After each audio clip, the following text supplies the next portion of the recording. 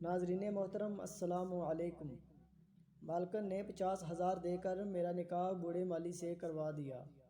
میرے لیے 50,000 بہت ہی بڑی رقم تھی، لیکن مالکن کے احسان دن بدن بڑھنے لگے تو مجھے تشویش ہونے لگی، کیونکہ اب مالکن ہر رات مجھے اپنے ساتھ سلانے لگی تھی۔ ایک رات میری آنکھ کھلی تو ہوش اڑ گئے۔ مالکن بیڈ پر میں دلہن بنی بیٹھی تھی۔ کچھ دیر بعد میرا نکاح اس شاندار گھر کے بوڑھے مالی سے کیا جانا تھا۔ میں نے اپنی مٹھی میں دبے 50,000 کو للچائی نظروں سے دیکھا اور اپنے دل میں اٹھتی حسرتوں کو دبا لیا۔ میں جوان اور حسین لڑکی تھی۔ میری شادی میرے جیسے عام گھرانے سے تعلق رکھنے والے جوان لڑکے سے بھی ہو سکتی تھی، مگر میں نے مالکن کے ایک بار کہنے پر ہی صرف 50,000 کی خاطر اس کوٹھی پر کام کرنے والے بوڑھے مالی سے نکاح کرنے کی حامی بھر لی تھی۔ میں اندر سے پریشان تھی، کیونکہ میرے گھر والے میرے اس فیصلے سے بالکل انجان تھے، پھر بھی لالچ نے مجھے اندھا کر دیا تھا۔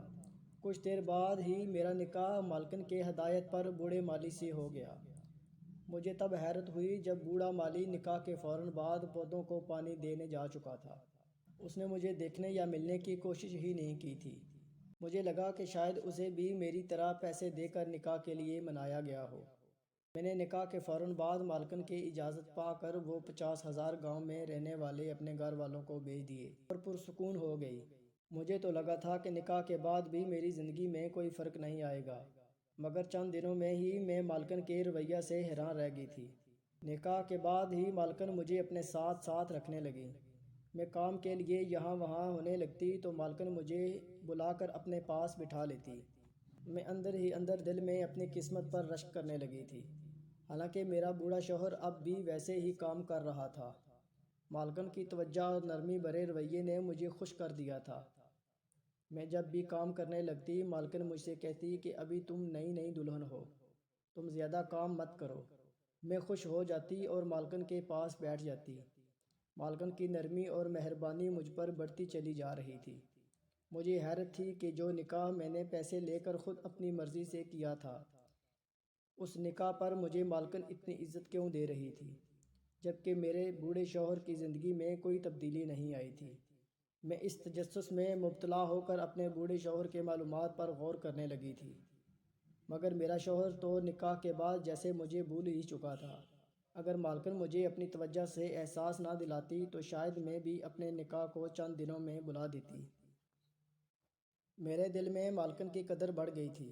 مجھے لگنے لگا کہ مالکن بہت نرم دل کی مالک ہیں، مگر ایک روز مالکن کی بات نے مجھے حیران کن کر دیا۔ مالکن نے مجھ سے کہا کہ میں آئندہ رات کو ان کے پاس سویا کروں۔ میں یہ سن کر حیران رہ گئی تھی کہ اگر میں مالکن کے ساتھ سوؤں گی تو مالک کہاں جائیں گے، اور مالکن بھلا مجھے اپنے پاس کیوں جگہ دے رہی تھی۔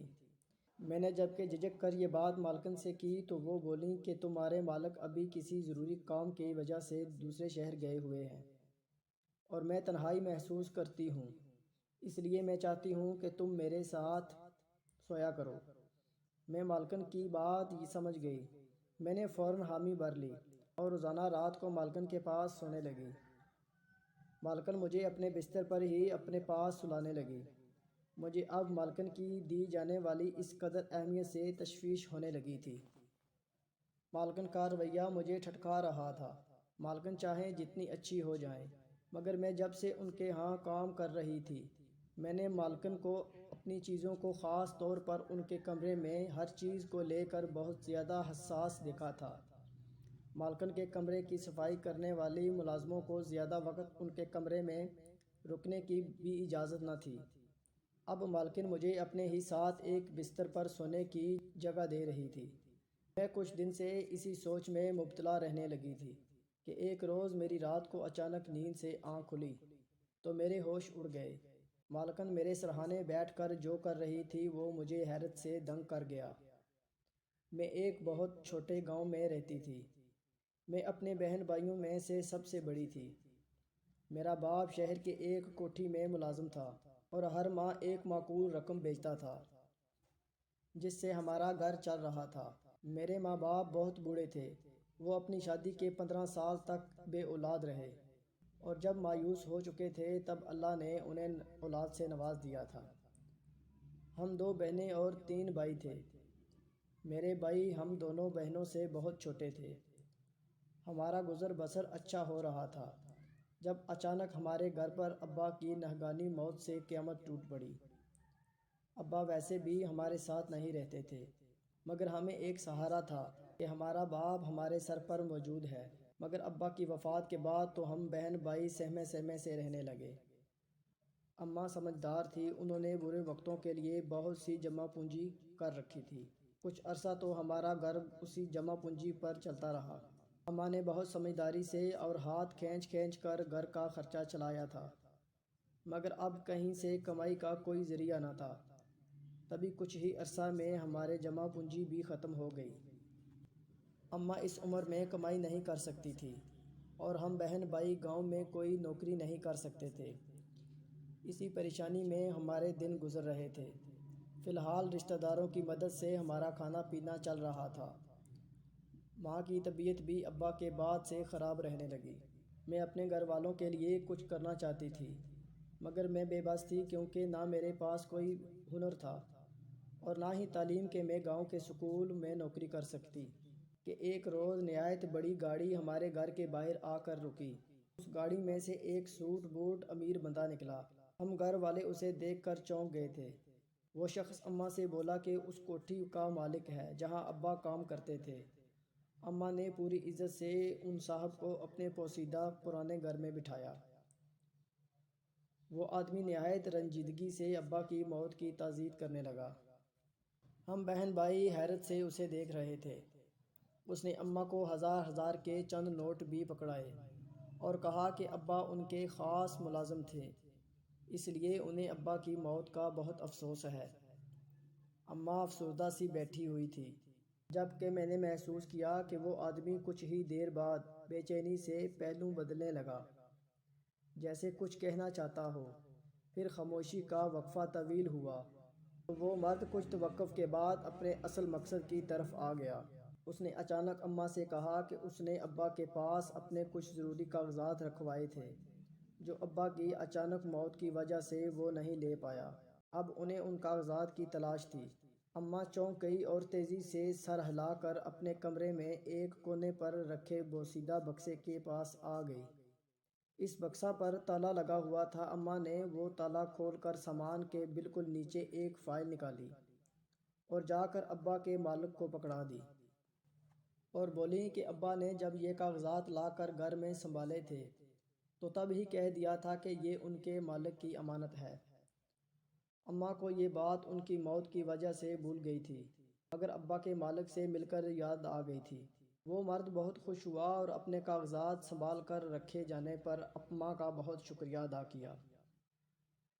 میں کب سے پرسوچ نظریں اس مرد پر گاڑے بیٹھی تھی۔ اچانک میں نے ایسی بات کہہ دی جسے سن کر نہ صرف اماں بلکہ وہ مرد بھی چونک گیا۔ میں نے اس سے کہا کہ مجھے اپنے ساتھ شہر لے جائیں اور اپنی کوٹھی میں ابا کی جگہ نوکری پر رکھ لیں۔ اماں حیرت سے مجھے دیکھ رہی تھی۔ میں نے مالک سے درخواست کی کہ ابا کی وفاداری کے بدلے مجھے کام دے دیں تاکہ ہمارے گھر کے حالات بہتر ہو سکیں۔ ابا کی موت کے بعد ہمارا کوئی کفیل نہیں رہا تھا۔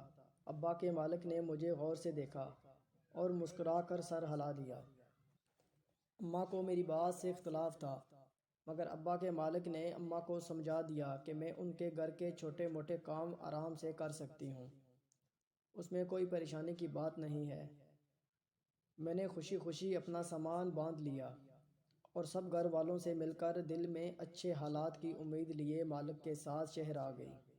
مالک نے مجھے مالکن کے حوالے کر کے کہا تھا کہ وہ مجھ سے جو کام چاہیں لے سکتی ہیں، کیونکہ مجھے وہ میرے گھر والوں کو پیسوں کی اشد ضرورت ہے۔ شاید یہ مالک کا کوئی اشارہ تھا جو انہوں نے میرے بارے میں مالکن کو دیا تھا۔ مالکن سر ہلا کر مجھے تنقید نظروں سے گھورتی رہی اور بولی کہ میرے فی الحال گھر کی صفائی کا کام کیا کرو، پھر وہ میرے لیے مناسب سوچیں گی۔ میں ضرورت مند تھی تبھی پوری اور محنت سے گھر کی صفائی کام کرنے لگی۔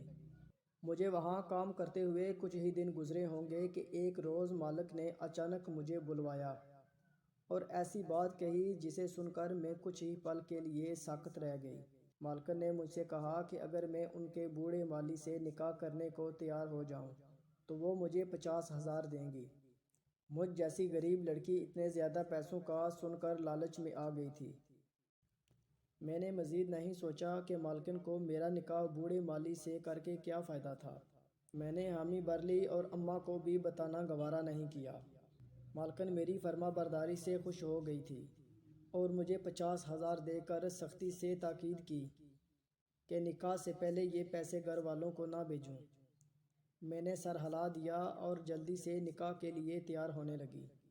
مالکن نے وہیں کوٹھی میں سادگی سے میرا بوڑھے مالی سے نکاح پڑھا دیا اور اپنے انجام سے بے خبر خوشی سے 50,000 اماں کو بھیج کر مطمئن ہو گئی۔ ناظرین محترم، اس کا اگلا پارٹ سننے کے لیے اس چینل کو سبسکرائب کریں۔ شکریہ۔